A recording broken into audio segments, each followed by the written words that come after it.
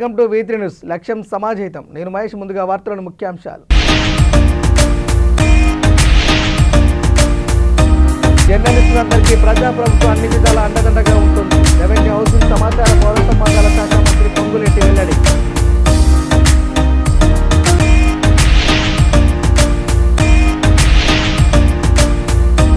Cinema industry గురించి పట్టించుకోవడం మానేసా. సినిమాలకు పెరిగిన ధరలకు నాకు సంబంధం లేదు. మంత్రి కోమటిరెడ్డి.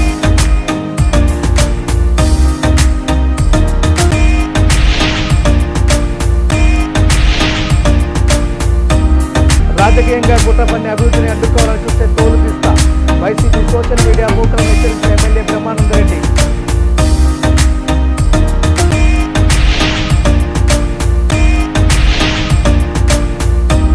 తిరుమల శ్రీవారిని దర్శించుకున్న ఇస్రో బృందం. PSLV C-62 రాకెట్ నమూనాకు ప్రత్యేక పూజలు. జర్నలిజం గౌరవాన్ని నిలబెట్టి ఆ వృత్తికి వన్నె తెచ్చే జర్నలిస్టులందరికీ ముఖ్యమంత్రి రేవంత్ రెడ్డి నేతృత్వంలోని ప్రజాప్రభుత్వం అన్ని విధాలుగా అండగా ఉంటుందని రాష్ట్ర మంత్రి పొంగులేటి శ్రీనివాసరెడ్డి అన్నారు. ఏ ఒక్కరి గౌరవాన్ని తగ్గించాలని కానీ చిన్నబుచ్చాలని కానీ తమ ప్రభుత్వ ఉద్దేశం కాదని స్పష్టం చేశారు. జీవో 252పై సచివాలయంలోని తన కార్యాలయంలో 14 జర్నలిస్టు సంఘాల ప్రతినిధులతో సమావేశం నిర్వహించారు. ఈ సందర్భంగా మంత్రి మాట్లాడుతూ సమావేశంలో జర్నలిస్టు సంఘాల ప్రతినిధులు విలువైన సూచనలు, సలహాలు ఇచ్చారని, వారు ప్రస్తావించిన అంశాలను, విజ్ఞప్తులను పరిశీలించి సానుకూలమైన నిర్ణయం తీసుకుంటామని, జీవో 252లో మార్పులు చేర్పులు చేస్తామని హామీ ఇచ్చారు. అక్రిడేషన్ కార్డులు తగ్గుతాయని జరుగుతున్న ప్రచారంలో వాస్తవం లేదని స్పష్టం చేశారు. గతంలో ఉన్న సుమారు 23,000 అక్రిడేషన్ కార్డుల సంఖ్య కంటే ఈసారి ఇచ్చే కార్డుల సంఖ్య ఎక్కువ ఉంటుందని వెల్లడించారు. అక్రిడేషన్ కార్డుల జారీలో దేశంలోనే తెలంగాణ రాష్ట్రం మొదటి వరుసలో ఉందని అన్నారు. అర్హులైన జర్నలిస్టులందరికీ అక్రిడేషన్ కార్డులు ఇవ్వాలని సదుద్దేశంతో శాస్త్రీయ పద్ధతిలో అధ్యయనం చేయడం జరిగిందని, పలుమార్లు సమావేశాలు నిర్వహించామని, అంతేగాక దేశవ్యాప్తంగా ఉన్న నియమ నిబంధనలు పరిశీలించడం జరిగిందని, ఫలితంగా కొత్త కార్డుల మంజూరులో కొంత జాప్యం జరిగిందని అన్నారు. మీడియా కార్డుకు అక్రిడేషన్ కార్డుకు ఎలాంటి వ్యత్యాసం లేదని, ప్రభుత్వ పరంగా అందే ప్రతి ప్రయోజనం మీడియా కార్డుదారులకు కూడా అందుతాయని, ఇందులో ఎలాంటి అనుమానాలకు తావులేదని మరోమారు స్పష్టం చేశారు.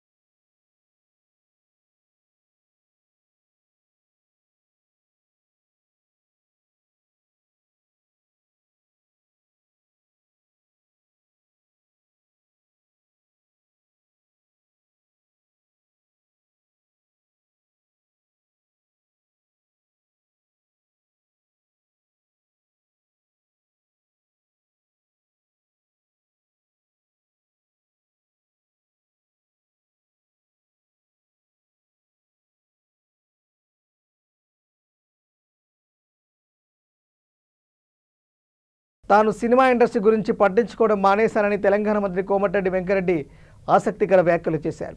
పుష్ప 2 సినిమా తర్వాత టికెట్ రేటు పెంపు కోసం తన వద్దకు రావద్దని చెప్పినట్లు ఆయన తెలిపారు.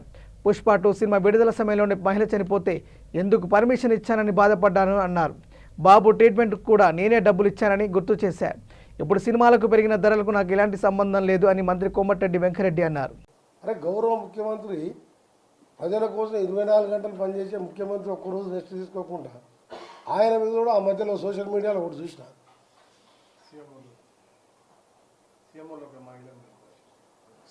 సీఎంఓ మహిళది ఒకటి, అంతకంటే ముందు ఇంకా ఘోరమైన వీడియో చూసినాం. సీఎం గారిది అసలు నమ్మడం కాదు, నమ్మరు. సీఎం గారు అదేసి ప్లస్ మళ్ళీ సీఎంఓలో మహిళ అని చెప్పి మనం కొట్టేసి ఇవన్నీ అది సీఎంఓ గారిది. సీఎం గారి ఫస్ట్ వచ్చింది చూసినా కానీ సెకండ్ వచ్చింది చూడలే, ఎవరో చెప్పింది. రెండోది మన ఒక ఇన్ఛార్జ్ మినిస్టర్ మొదటిసారి ఎమ్మెల్యే అది అని చెప్పి నిలమానం మళ్ళీ నేను చెప్పేది నేను సినిమా ఇండస్ట్రీ గురించి పట్టించుకోవడం ఎప్పుడూ బంద్ చేస్తాను. నేను మొత్తం చెప్పని ఆయన అడిగిన దానికి ఒకరు అడిగితే కదా సినిమా ఇండస్ట్రీ గురించి పట్టించుకోవడం బంద్ చేస్తాను. పుష్ప తర్వాత నేను కొత్త బెనిఫిట్ షోకు సినిమా టికెట్లకు పెంచమని నా దగ్గరికి రావద్దు అని వారం 10 రోజుల కింద కూడా ఏదో టీవీలో ఇచ్చిన. మొన్న ఆ మధ్యలో 2 రిలీజ్ కానీ నిన్నగాక మొన్న ఒక రిలీజ్ కానీ రేపు రిలీజ్ కాబోయే కానీ నా దగ్గరికి ఫైల్ రాలేదు. ఆ 2 సినిమాలు కూడా నేను ఎట్టి పరిస్థితి అప్లికేషనే పెట్టుకోవద్దు, నన్ను కలవద్దని చెప్పినా నన్ను ఎవరు కలుస్తలేరు. పుష్ప సర్వతోముఖాభివృద్ధి వైపు నియోజకవర్గం పరుగులు పెడుతున్న తరుణంలో రాజకీయంగా కుట్రపన్ని అభివృద్ధి అడ్డుకోవాలని చూస్తే తోలు తీస్తామని వైసీపీ సోషల్ మీడియా మూకలను ఉద్దేశించి ఎమ్మెల్యే బ్రహ్మానందరెడ్డి ఆగ్రహం వ్యక్తం చేశారు. పల్నాడు జిల్లా మాచర్ల పట్టణంలో పలు అభివృద్ధి పనులు ప్రారంభించిన అనంతరం ఆయన మీడియాతో మాట్లాడారు. పొట్టి శ్రీరాములు జల్ మిషన్ పథకం ద్వారా 1200 కోట్లతో భారీ వాటర్ గ్రిడ్ను నెలకొల్పి నియోజకవర్గ వ్యాప్తంగా అందరికీ మరో ఏడాదిలో తాగునీరు అందించబోతున్నామని ఈ సందర్భంగా ఎమ్మెల్యే బ్రహ్మానందరెడ్డి తెలిపారు. ఈరోజు మాచర్ల నియోజకవర్గంలో ఏదైతే జలజీవన్ మిషన్ ఆంధ్ర రాష్ట్రంలో పొట్టి శ్రీరాములు గారి పేరు మీద పొట్టి శ్రీరాములు జలజీవన్ మిషన్ కింద మనం పిలుచుకుంటున్నామో ఆ మహానుభావుని స్మరించుకుంటూ గ్రామాల్లోకి వెళ్ళినప్పుడు ఈ ఓవర్ హెడ్ ట్యాంక్స్ కానీ పైప్ లైన్స్ కానీ శంకుస్థాపన చేస్తున్నప్పుడు గ్రామాల్లో ప్రజలు వచ్చి చాలా ఆనందాన్ని వ్యక్తం చేస్తున్నారు.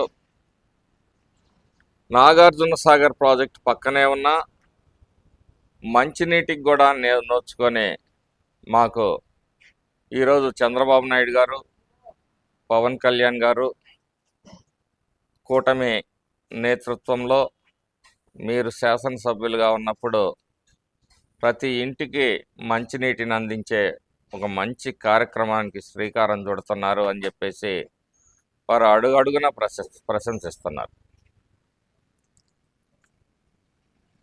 పాపం వైసీపీ నాయకులకి నిద్ర పట్టడంలే. ఇవాళ వైసీపీ నాయకులు ఏ విధంగా దిగజారంటే దీన్ని కూడా జీర్ణించుకోలేకపోతున్నారు, అభివృద్ధిని కూడా జీర్ణించుకోలేకపోతున్నారు. ఈ క్రెడిట్ అంతా కూటమి ప్రభుత్వానికి దక్కుతుందనే దుగ్ధతోటి వాళ్ళు విసుక్కొని వస్తున్నారన్నమాట.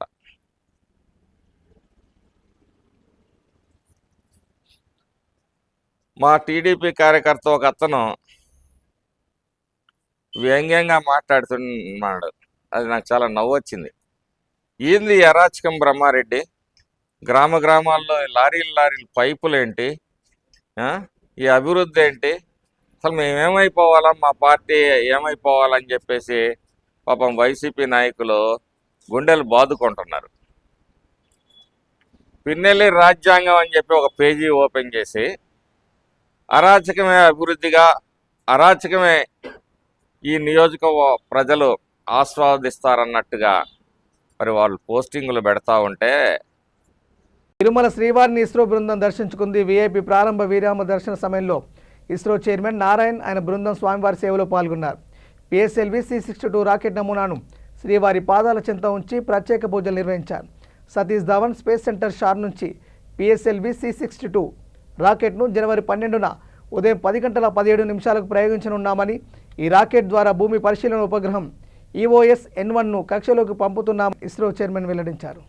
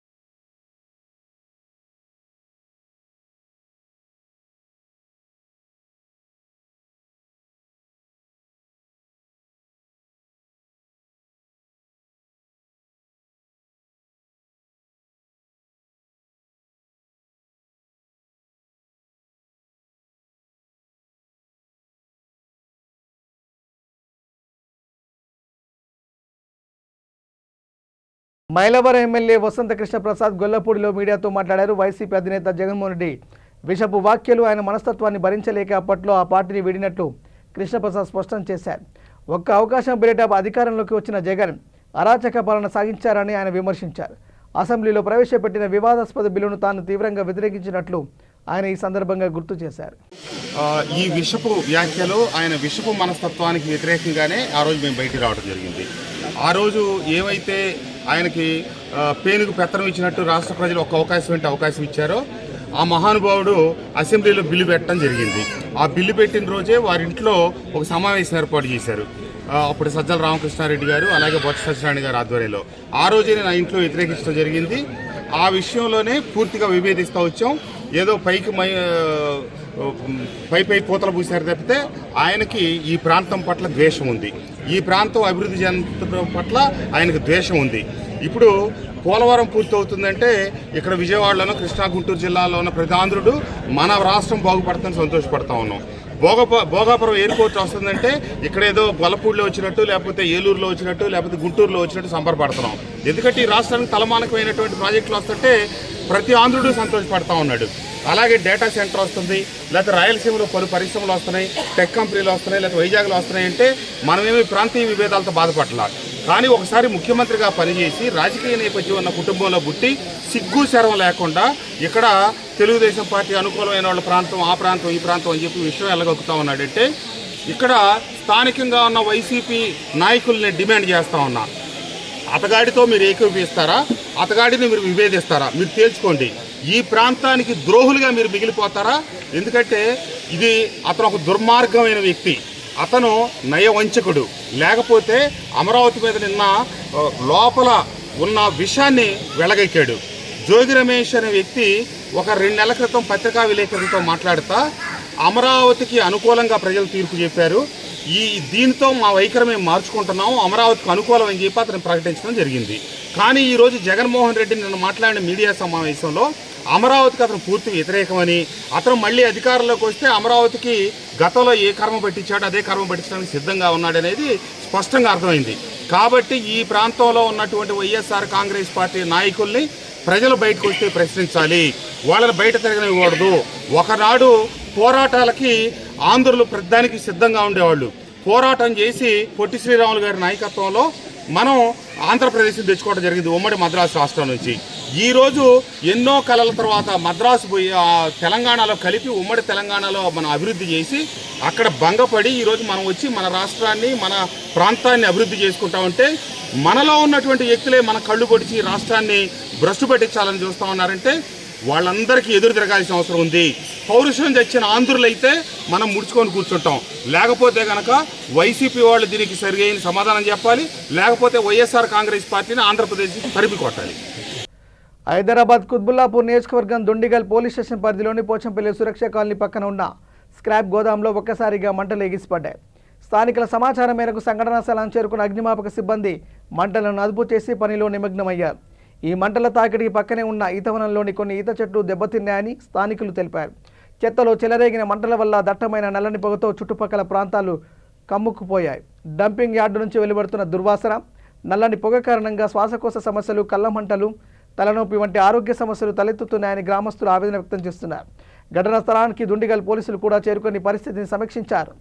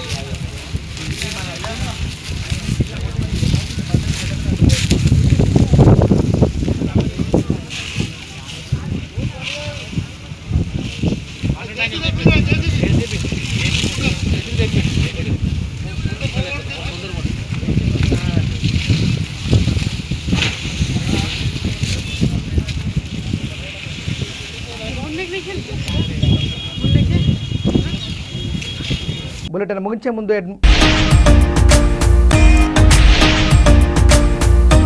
జర్నలిస్టులందరికీ ప్రజాప్రభుత్వం అన్ని విధాల అండదండగా ఉంటుంది. రెవెన్యూ, హౌసింగ్, సమాచార పౌర సంబంధాల శాఖ మంత్రి పొంగులేటి వెల్లడి.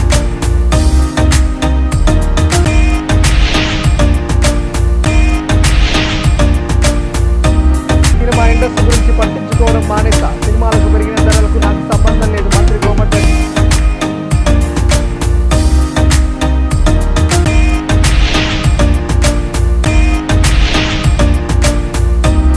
రాజకీయంగా కుట్రపన్ని అభివృద్ధిని అడ్డుకోవాలని చూస్తే తోలు తీస్తా, వైసీపీ సోషల్ మీడియా మూకలను హెచ్చరించిన ఎమ్మెల్యే బ్రహ్మానంద రెడ్డి.